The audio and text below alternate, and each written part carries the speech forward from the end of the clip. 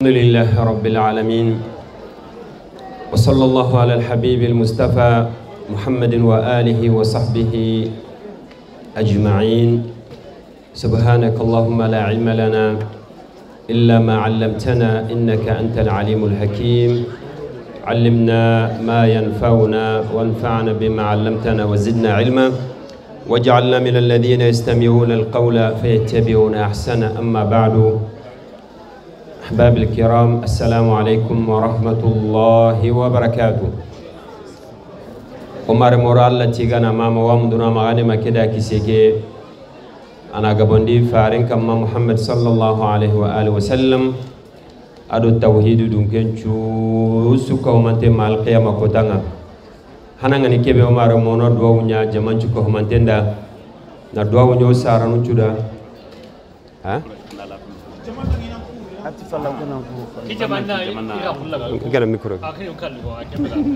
min kudu hajunu jujarona do nya jamanci ko mantende ngani surtout o saranu belu go birene alla no yagen dallandu na go gillando sankino duya kubano ga fatu alla nyagana alla no do hinna na nyampodu magana jannatul firdaus ko no su ko mantenga ken no do mare mu yorro gorno diga men no ngani ke hakatiya papa yugo fati ko ke no nyari daro ana hurun sallenganya papa amara jabi ewa mama binta gaku evri kurkoron. Alhamdulillah o do nyana mama keda alla na munyundo sabarin to ndari bawni anga hay akenyi me masandenya yaro ka wunyugo nchu me alla raka wunyugo ara kenki nyine manga o hajungo jamanchu duwunga papa kede ngani alla no da hinna alla nyampora maga na kaburu keiro wanda kama alla na jannatul firdaus kiro da suya adu salamin ci ko mandu Omar alhamdulillah har sa yoro gorno français ni ngani o hay berabe kamali ya timenu beranya ni gollu sugono nga nganni sirenga nga alla subhanahu wa ta'ala nan naganen citi kemma nam magal alhamdulillah durgoto be ganya nganno khoru be ga wuti nganniu khalasin tu benu gona nanguti berakeya aliyatimenu ndangani hiyani masha Allah yo ntimari ngani khairin golle besu siran nan kawanyana khairin golle beranga yo kemmana magalla dadunge ummu maryam kingani gemme ka bunyarenga watu nanti umma manfati amadalla kingani yawa mama kamarai Allah no rahina kingani gemme ka wa kallu yarenga natimma sun gunyandini kallu yare mais juste ntini ma bawni masha Allah walla nyaga nalla no da hinna rasulami hurunju ko mante o wana inshallah oroti yatimenu karagi Allah duwen kamma bongedo ummu maryam kenen ka go nyarenga o saranu ndangani nge saranu da ke charanu inshallah yatimenu karagi Allah duwen kamma inshallah ken ka goro ngoyre na kinkina ga walla nyaga Allah no sawa gemdi na kullu kuso khalas ndalla yusuna subhanahu wa ta'ala walla nyagana nagani situntu beno goronga berake bane to maro bitendi ngani alla ko mo beno goroni kiyo anati kharayati men de matikeya bama ko aro dingira tananu alla na besu gollellaga na gollu ko su khalas ndalla yusuna subhanahu wa ta'ala kenna gale mes chers frères, mes chers sœurs, on va essayer de traduire un peu, ne serait-ce quelques minutes har wakati ngama gelo siri digamu beno ga ko tout ce que vous avez attendu jusqu'à maintenant, notre Cheikh Haroun Gabou, que le Seigneur le préserve et le protège. Il accorde meilleure santé également à nous tous aussi et sa famille et surtout à notre maman aussi qui nous a quittés aussi, qui est Allah subhanahu wa ta'ala qui est dans le paradis. Mes chers amis, en regardant ce qu'il vient de nous dire, un hadith de Prophète sallallahu alayhi wa sallam, que chacun de nous essaie de méditer, de réfléchir attentivement à propos de ces hadiths. Vous savez, le prophète sallallahu alayhi wa sallam nous a parlé d'une porte. Cette porte, ce n'est pas n'importe quelle porte. C'est une porte réservée pour certaines personnes. Alors maintenant, la question qu'on pose, et cette porte aussi, ce n'est pas ici la porte que nous avons dans ce bas monde, mais c'est une porte du paradis. Dites-vous, si tu rentres par cette porte, alors sans aucun doute, tu es dans le paradis. Et cette porte, ça s'appelle Rayyan. On demande qu'Allah nous mette parmi les gens qui vont dépasser par cette porte. Amin. Alors, la question qu'on pose au début, c'est qui vont rentrer par cette porte? Elle est réservée pour qui? C'est moi, toi ou qui? On souhaite que ce soit chacun de nous ici, mais par contre, il faut savoir, j'ai la possibilité d'accéder. J'ai la possibilité de rentrer, mais il faut savoir, c'est par les œuvres. Par les œuvres, Ahbab al-Kiram. Ça, c'est des choses quand même, chacun de nous, on doit faire l'effort pour Allah subhanahu wa ta'ala. La porte du Rayyan, oui, le messager d'Allah nous a dit. Il a dit, les jours de la résurrection, il y a des gens qui seront appelés. Et ils viendront. Mais par contre, il n'y a que eux passeront par cette porte. Et après, la porte directement fermée, parce que c'est réservé par cette personne. Donc c'est normal, s'il rentre seulement, la porte elle est fermée. On demande qu'Allah nous facilite, Ahbab al-Kiram. C'est pour cela, pour le musulman et les croyants, vous savez toujours, le Seigneur subhanahu wa ta'ala, il nous facilite quand même des tâches, il nous donne quand même des œuvres qu'on arrive à profiter. Qu'Allah nous facilite à œuvrer comme le Seigneur nous a demandé. Ça, c'est un hadith qu'on ne doit pas oublier. Premier hadith. Et s'il rentre seulement, la porte, elle est fermée. Donc, qui? C'est qui vont rentrer par cette porte? Là, ça nous ramène, il nous a expliqué, il y a 4 choses. Avant ces 4 choses, il nous a parlé d'un verset que notre Cheikh Baraj, qu'Allah le préserve, il nous a dit un verset, mashallah, Ayatul Siyam, dans Surah Al-Baqarah. Et ce verset, Allah nous a parlé de 2 personnes. Mais quand je dis 2 personnes, on peut dire il y a une personne. Mais sauf que ça dépend des œuvres. Il nous a parlé les croyants et le pieux. Vous savez, pour faire le jeûne, déjà pourquoi on a réservé cette conférence magnifique, alhamdulillah, par Cheikh. Le Ramadan, Inch'Allah, c'est bientôt. On peut dire peut-être dans un mois, cette nuit, car là aujourd'hui, c'est 29 Rajab, selon certains calculs aussi. Donc peut-être demain, c'est le premier jour de Sha'ban. Donc là, ça va rester uniquement un mois avant le Ramadan. Et le Ramadan, il ne faut pas qu'on essaie de se préparer un mois seulement avant. Les compagnons dans les riwayat, ce n'est pas un mois qui prépare le Ramadan, c'est bien avant. Et ça doit être idem aussi pour les croyants et le pied toujours et tout le temps. Donc, ce verset, lorsque le Seigneur nous a dit Ya ayyuhalladhina amanu, Allah interpelle qui d'abord? C'est pas n'importe qui. Les gens de la foi. Et les savants, ils ont bien expliqué que pour jeûner, il faut avoir la foi. Selon Allah, c'est impossible de jeûner. Comment on arrive à s'abstenir, à boire, comment on arrive à laisser, à abandonner les boissons, les nourritures pendant certaines heures. Uniquement pour Allah subhanahu wa ta'ala. S'il n'y a pas la foi, c'est impossible. Mais vous savez, s'il y a la foi, tout est possible, Ahbab al-Kiram. C'est pour cela le jeûne du Ramadan. Ou le jeûne tout court, Ahbab al-Kiram, on laisse, on s'éloigne des nourritures et des boissons et tout ce qui rompt le jeûne. Souvent, comme il a expliqué, nous on pense souvent que manger et boire seulement c'est tout. Non. On dit ce qui rompt le jeûne aussi, ça peut être de parler au dos de quelqu'un.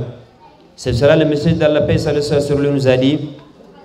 Rubba Saïm, le Cheikh il a expliqué dans ses propos que peut-être il y a des jeûneurs, ceux qui gagnent dans leur jeûne, c'est qu'il a soif, la famine seulement. Ça ne gagne rien du tout par rapport, il n'y a pas de récompense, que Dieu nous protège de ça. Donc pour avoir la récompense complète, mes chers frères, mes chères sœurs, il faut la foi d'abord. C'est pour ça qu'Allah il a pas dit Ya Yohan Nasu, car ce n'est pas tous les Nasu qui peuvent jeûner. Il a dit les croyants d'abord. Oui, si on croit Allah subhanahu wa ta'ala sincèrement, on a la possibilité de s'abstenir. on a la possibilité de s'éloigner les boissons, les nourritures et tout ce qui rompt les gènes aussi. Certains moments, et comme Allah nous a dit, subhanahu wa ta'ala, et le prophète sallallahu alayhi wa sallam. Alors si on arrive à faire ça, à la fin on gagne quoi? La piété. C'est pour cela qu'il a dit à la fin du verset, la'allakum tattaqoun. C'est pour cela les savants ils ont dit, ahbab al-kiram, que c'est comme les stages. Hein. On commence avec certains degrés et on finit avec certains degrés aussi. Il y a que les croyants rentrent et à la fin, les diplômes que tu reçois à la fin, c'est diplôme de la piété. Si on dit quelqu'un il est pieux, masha'Allah, que le Seigneur nous mette parmi le pieux, amin. Ahbab al-kiram, ces versets on n'oublie pas. Avant même qu'on commence le Ramadan, il faut penser à ces versets que le Seigneur nous a interpellés, nous les croyants, et à la fin aussi, on sort avec la piété. Et après, il nous a dit pour préparer le Ramadan, pour pouvoir rentrer avec la porte de Rayyan, il y a 4 choses à retenir, Ahbab al-Kiram. Et première chose, il a dit, At-tawba wa ruju' ila Allah. Vous savez, quelqu'un qui se répand vers le Seigneur subhanahu wa ta'ala, c'est la meilleure des choses. C'est difficile. Le Shaitan, il n'a pas voulu faire ça, de se repentir vers le Seigneur subhanahu wa ta'ala, de dire Allahumma astaghfiruka wa atubu ilayk. C'est pour cela le messager d'Allah, paix et salut soit sur lui, il se l'assise et souvent il peut répéter ça 70 ou même 100 fois des riwayat. Allahumma astaghfiruka wa atubu ilayk. Donc avant le Ramadan, il faut qu'on se répand vers le Seigneur subhanahu wa ta'ala sincèrement. Il faut qu'on regarde nos œuvres, ça je vais venir là-dessus. Mais de se repentir vers le Seigneur, de purifier nos œuvres, de purifier nos âmes avec les choses que le Seigneur n'aime pas. Si tu dis à quelqu'un, repentir vers le Seigneur, il ne faut pas penser seulement, non, je n'ai pas fait de péché. Allah il a dit à son messager, il a interpellé le message d'Allah subhanahu wa ta'ala au niveau de la piété, au niveau de la foi, de craindre Allah subhanahu wa ta'ala. Donc nous aussi, si on vous demande, pas moi, si le Seigneur vous demande de se repentir, là il faut bien écouter. C'est pour cela dans Surah An-Nur, le Seigneur dit subhanahu wa ta'ala, il y a un long verset, à la fin du verset, Allah dit وَتُوبُوا إِلَى اللَّهِ جَمِيعًا أَيُّهَا الْمُؤْمِنُونَ لَعَلَّكُمْ تُفْلِحُونَ. Si vous souhaitez, si vous voulez, vous comptez avoir la récompense de la réussite, al-falah, alors repentez vers Allah subhanahu wa ta'ala. Comme ça, alhamdulillah, on gagne tout bi'idhnillah dans ce moment également, les jours de la résurrection. C'est pour cela, Cheikh, il a commencé par ça, de se repentir vers le Seigneur subhanahu wa ta'ala, de vérifier d'abord nos œuvres correctement. Ça, c'est deuxième chose aussi, muhasabatun nafs. C'est normal que chacun de nous, on essaie de regarder nos œuvres aussi. Vous savez, hasibu anfusakum qabla an tuhasabu. Si on dit à quelqu'un, regarde-toi d'abord, fais les calculs d'abord avant qu'un ange viendra ou avant que tu te trouves devant le Seigneur subhanahu wa ta'ala les jours de la résurrection. Mais maintenant, si je vérifie d'abord, la vérification, je regarde mes œuvres, est-ce qu'il y a des erreurs, est-ce que j'ai fait des péchés, est-ce que j'ai insulté, est-ce que je dois à tel ou tel, ou est-ce que je dois à mon Seigneur subhanahu wa ta'ala. Comme ça, je vais essayer de rectifier. Ça, c'est la meilleure des choses. Si on arrive à rectifier nos œuvres, ahbab al-kiram, vraiment, alhamdulillah, on est assuré. On est tranquille par Allah subhanahu wa ta'ala. Mais s'il n'y a pas ça, comment ça se passe? Allah il t'a donné subhanahu wa ta'ala, mais alhamdulillah, tu n'as rien fait pour le Seigneur subhanahu wa ta'ala. Et ça, c'est des choses, c'est très, très, très, très grave. Donc, on demande que le Seigneur nous facilite toujours, qu'on regarde nous-mêmes avant qu'on regarde les autres. Et malheureusement, c'est ça qui pose des problèmes généralement. On parle, ah, il a fait ça, elle était comme ça, il était comme ça. Or, moi-même, je suis mauvais. Or, moi-même, je ne suis pas droit. Mais pourquoi je ne parle pas de moi d'abord avant que je parle aux autres? Meilleur des personnes, celui, toujours, il s'arrête sur ses péchés. Toujours, ça lui donne une réflexion, la méditation à propos de ses péchés d'abord. Comme ça, celle d'Allah subhanahu wa ta'ala, Allah il est pardonneur. Mais je ne dois pas dire toujours Allah il est pardonneur, oui. Et ça, je vais oublier les restes aussi. Non, il ne faut pas. Donc on demande que le Seigneur nous facilite. À nous d'abord, également, on a la possibilité de faire pour les autres. C'est-à-dire de vérifier nos œuvres. Et après, alhamdoulilah, on fait par rapport aux autres. C'est pour cela, lorsqu'il dans le Coran, Allah nous parle, il nous interpelle à propos de ça. Et après, le reste, alhamdoulilah, c'est facile.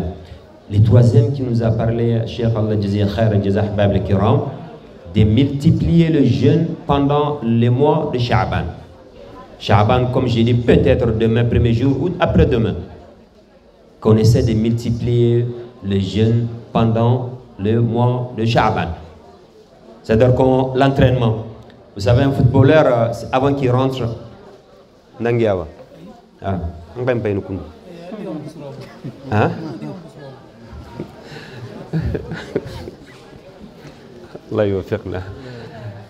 Un footballeur ou les footballeurs avant qu'ils rentrent à Ahbab al-Kiram, vous savez, il y a les entraînements, il y a un réchauffement, on peut dire comme ça.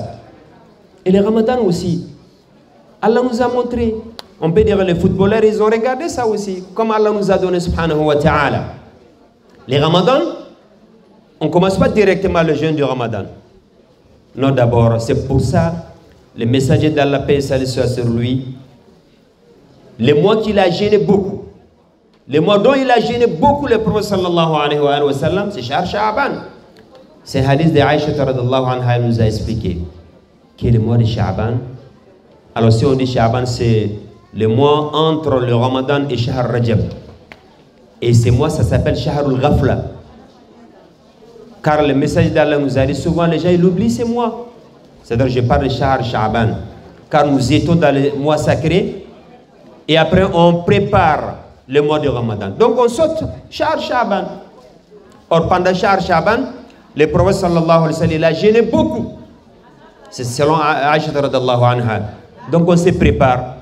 Et surtout, on a la possibilité de payer nos jours, les jours qui nous restent. On n'oublie pas, Ahbab al-Kiram, nos dettes.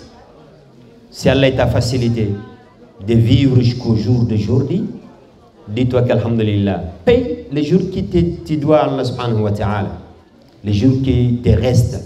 Qu'est-ce qui t'empêche de gêner? Prends pas toujours la facilité seulement. Oui, après, et après c'est la mort. Hein? Ou après la maladie grave, que tu pourras même pas gêner. Et tu prendras des péchés aussi, parce que tu as retardé. Tu as retardé jusqu'à dernière minute, ça ne va pas. Donc on essaie de faire les choses directement avant, et après on est assuré par le Seigneur subhanahu wa ta'ala. Donc le mois de Sha'ban, le prophète sallallahu alayhi wa sallam, il a gêné beaucoup pendant ces mois. On demande que le Seigneur nous facilite nous aussi de gêner. Et après il a posé une question, c'est là où on est resté un peu bloqué, bon, pas bloqué, avant qu'on comprenne. C'était la question, il a dit, est-ce que pendant un mois, j'ai la possibilité de gêner 100 mois avec le mois que je gêne? Par exemple, là, on gêne le mois de Ramadan. On sait quand même c'est un mois. Mais est-ce que j'ai la possibilité d'avoir la récompense des 100 mois? C'est possible? Oui. Et tu as compris le calcul, hein? Alhamdulillah. Oui, c'est possible, Ahbab al-Kiram. Vous savez, notre religion, elle est facile. Mais il faut qu'on soit sincère. C'est ça, Qayyim al-Jawzi, Ibn al-Qayyim al-Jawzi, il a dit ses propos. Si on est sincère avec Allah subhanahu wa ta'ala directement, avant qu'on sorte quelque chose, le Seigneur accepte automatiquement. Car le Seigneur il sait que mon serviteur, telle personne, il est sincère avec moi, et le Seigneur il te donne la récompense automatiquement. Mais s'il n'y a pas la sincérité, c'est zéro. Que Dieu nous protège. Donc, il y a la possibilité, Ahbab al-Kiram, avec l'intention d'avoir beaucoup de hasanat aussi. Si toi tu gênes le mois de Ramadan, mais par contre il y a des serviteurs de Dieu. Il y a des personnes qui gênent pendant le Ramadan, mais il y en a peut-être, ils n'ont pas la possibilité de rompre leur jeûne. Peut-être ils n'ont rien à couper, ils n'ont rien à manger. Alors c'est grâce à toi. Je ne sais pas, tu prends combien de personnes? Imaginons, tu prends 100 personnes. C'est grâce à toi, ces 100 personnes coupent, rompent leur jeûne grâce à toi. Alors la récompense, ou leur récompense, le Seigneur il te rajoute sans qu'il diminue de leur hasanat aussi. car le Seigneur il est généreux subhanahu wa ta'ala. C'est ça, il y a un hadith de Prophète sallallahu alayhi wa sallam, il parle de ça. Donc nous aussi, il faut qu'on soit réaliste, habab al-kiram. Oui, je jeûne pendant le mois de Ramadan, c'est bien. Mais est-ce que je peux gagner la récompense pour d'autres personnes aussi? C'est en donnant. Je fais fi sabilillah. Je prends quelques personnes pour Allah subhanahu wa ta'ala.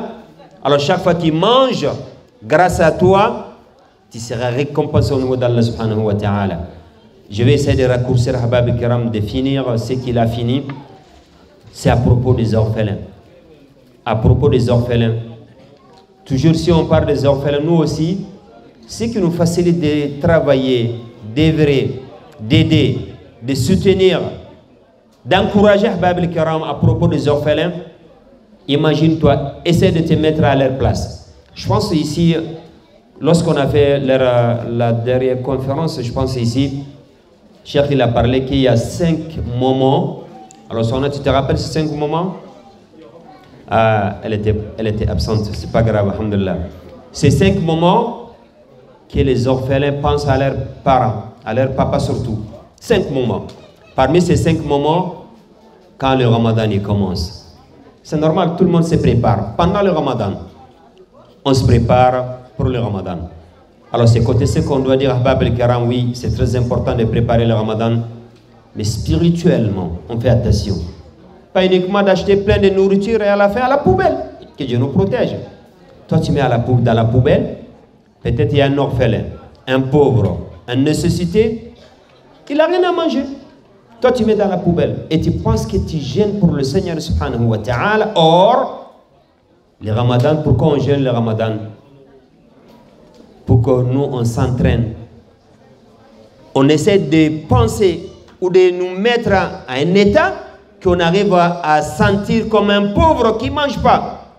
Nous, on mange tout le temps. Alors lui, peut-être, il mange que des moments précis. Alors toi, tu manges tout le temps. Alors pendant le Ramadan, essaie quand même de diminuer quand même tes dépenses. Quand je dis de diminuer les dépenses, ou même augmente les dépenses, mais par contre, si les dépenses pour toi, si c'est 500 € par mois, alors essaie de diminuer, essaie de doubler, pas diminuer, de doubler 1000.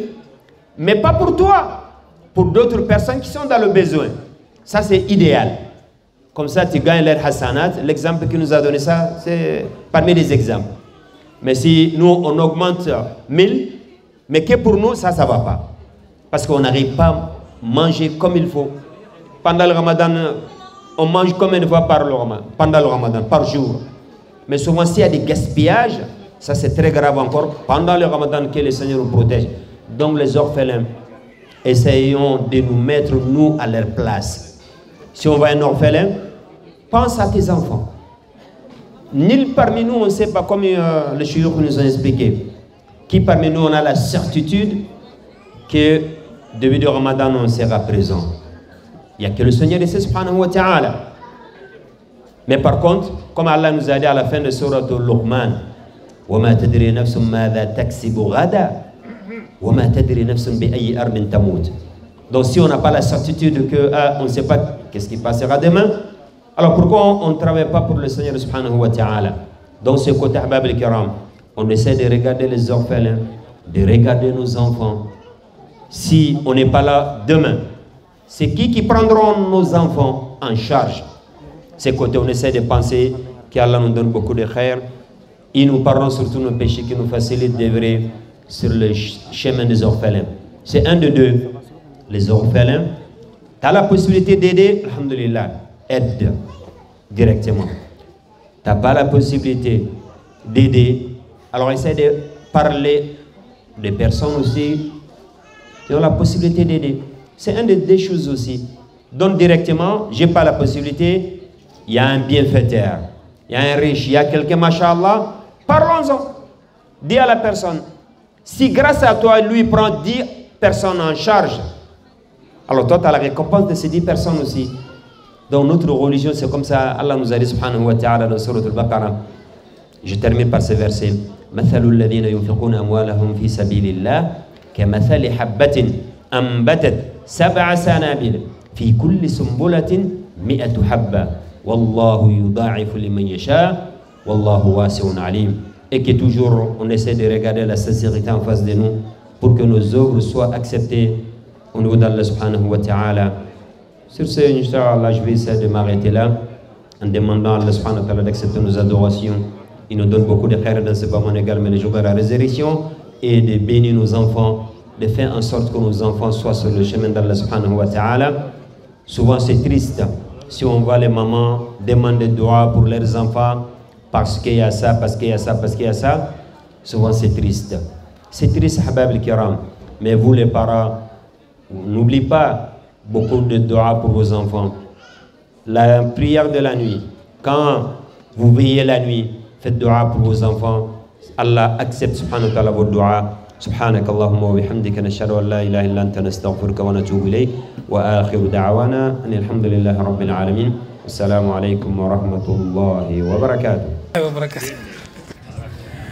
الله كنا بتشوف كورا الله كنا كل كورا ساسكتا كورني كل نيما توفا باي جاكل كاكو أنا دوا جمان سودانا